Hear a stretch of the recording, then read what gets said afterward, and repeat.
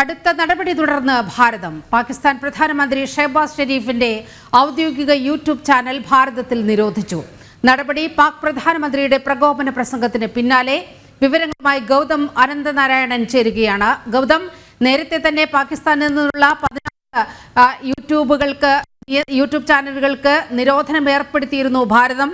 ഇപ്പോൾ പാകിസ്ഥാൻ പ്രധാനമന്ത്രിയുടെ തന്നെ ഔദ്യോഗിക യൂട്യൂബ് ചാനൽ ഭാരതത്തിൽ നിരോധിച്ചിരിക്കുകയാണ്. വിവരങ്ങൾ എന്തെല്ലാം?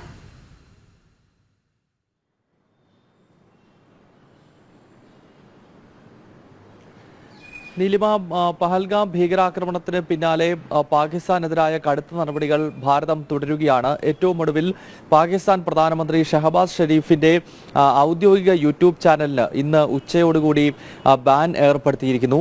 ഇതിനൊരു പ്രത്യേക മുന്നറിയിപ്പൊന്നും ഈ കേന്ദ്ര വാർത്താവിനിമയ മന്ത്രാലയത്തിന്റെ ഭാഗത്ത് നിന്ന് ഉണ്ടായില്ല. ഉച്ചതിരിഞ്ഞത് മുതൽ ഈ ഷഹബാസ് ഷെരീഫിന്റെ യൂട്യൂബ് ചാനലുകൾ നിലവിൽ ലഭ്യമല്ല എന്ന ഒരു മെസ്സേജ് മാത്രമാണ് ഈ ചാനൽ പരിശോധിക്കുന്ന സമയത്ത് നമുക്ക് കാണാൻ സാധിക്കുന്നത്. അതായത് ചാനലിന് നിരോധനം ഏർപ്പെടുത്തിയിരിക്കുന്നു എന്ന് വേണം ഇതിലൂടെ മനസ്സിലാക്കുവാൻ. അതോടൊപ്പം തന്നെ ഇന്നിപ്പോൾ ഏറ്റവും ഒടുവിൽ കേന്ദ്ര സർക്കാർ കൈക്കൊണ്ടിരിക്കുന്ന മറ്റ് ഒരു പ്രധാനപ്പെട്ട നീക്കം എന്നത് 2 ക്രിക്കറ്റ് താരങ്ങളുടെ ഇൻസ്റ്റാ അക്കൗണ്ട് കൂടി, ബാബർ അസം അതോടൊപ്പം തന്നെ മുഹമ്മദ് റിസ്വാൻ എന്നീ 2 താരങ്ങളുടെ ഇൻസ്റ്റാഗ്രാം അക്കൗണ്ടും ഇപ്പോൾ ബ്ലോക്ക് ചെയ്തിരിക്കുകയാണ്. ഈ മുഹമ്മദ് റിസ്വാൻ പല ഘട്ടങ്ങളിലും തീവ്ര ഇസ്ലാമിക നിലപാട് മുന്നോട്ട് വയ്ക്കുകയും പാകിസ്ഥാൻ ക്രിക്കറ്റ് ടീമിനകത്തെ ഒരു മതവർഗീയവാദിയായി പൊതുവെ ചിത്രീകരിക്കപ്പെട്ടിട്ടുള്ള ഒരു താരമാണ്. പാകിസ്ഥാന്റെ ഇപ്പോഴത്തെ കീപ്പറും നേരത്തെ ക്യാപ്റ്റനുമൊക്കെയായി ഇയാൾ കളിക്കളത്തിലുണ്ടായിരുന്നു. നേരത്തെ ഇന്ത്യയിൽ ക്രിക്കറ്റ് വേൾഡ് കപ്പ് നടക്കുന്ന ഘട്ടത്തിലും മുഹമ്മദ് റിസ്വാൻ ഗ്രൗണ്ടിൽ കാട്ടിക്കൂട്ടിയ ചില കാര്യങ്ങൾ വലിയ വിവാദമാവുകയും പിന്നീട് ഗ്യാലറിയിൽ നിന്നും ഇയാളെ കൂകി വിളിക്കുകയും ഒക്കെ ചെയ്തിട്ടുണ്ട്. അങ്ങനെയുള്ള റിസ്വാന്റെ